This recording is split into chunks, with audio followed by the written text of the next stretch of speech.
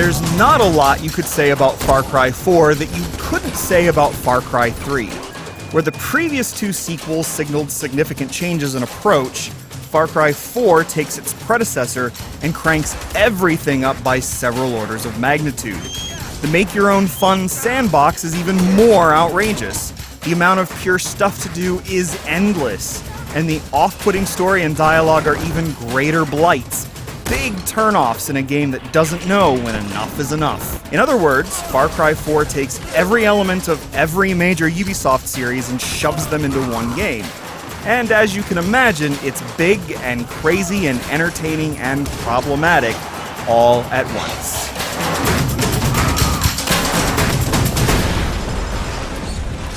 One Ubisoft big-budget calling card is blatant faux edginess, of which Far Cry 4 has plenty. The over-the-top tension actually starts off in a promising manner, introducing you right away to Pagan Min, the dictator of the Himalayan nation of Kyrat. You're there to scatter your mother's ashes. He's there to make your life a living hell.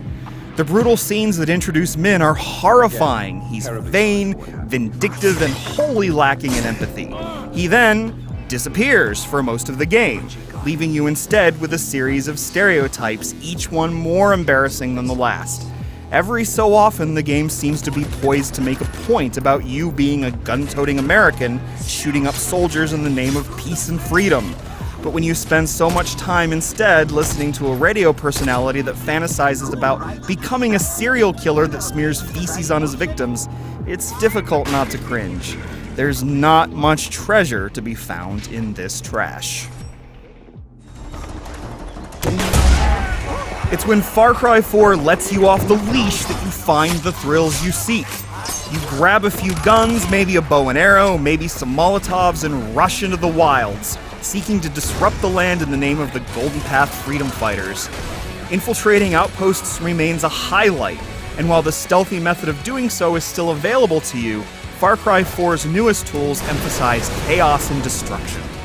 You can throw a bit of meat and a bear or a tiger will roar into the fray, lunging into your victims so you don't have to get your shoes bloody.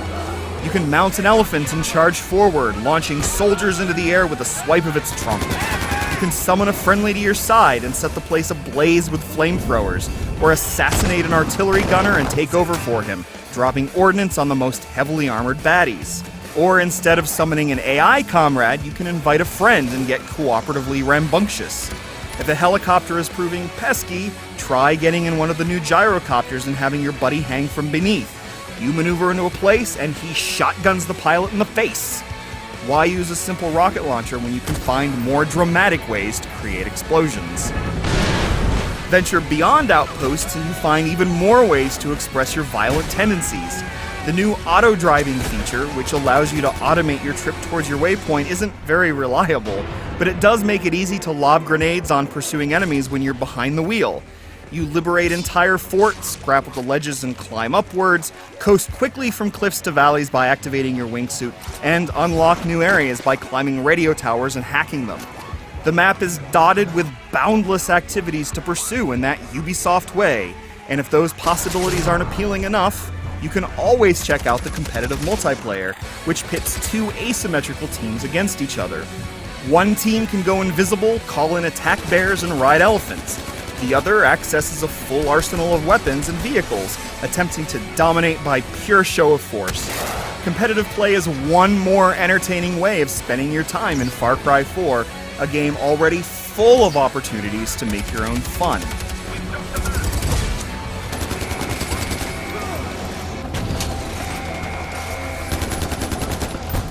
One of Far Cry 4's biggest problems, however, is that it doesn't trust you to find that fun. The game's constant reminders to go do something other than the thing you're doing right now are beyond irritating. You liberate an outpost, drive away, and in 10 seconds you're alerted that the outpost is under attack again. And so you drive back and fend off attackers, leave, and get the same message again and again. The game will even move your waypoint on your behalf, and thus change your auto-drive destination when it decides what it wants is more important than what you want. Far Cry 4 is needy. It constantly hounds you, not just via interface, but through entire gameplay systems.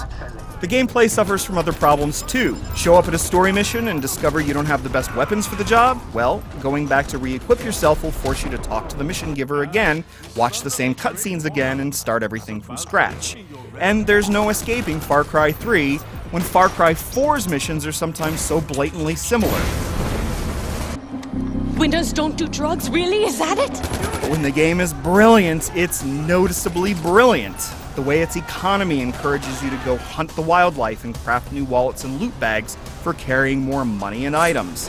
The way it dangles even more weapons in front of you, making you wonder how you might get even more naughty. The way it tempts you into every nook and cranny.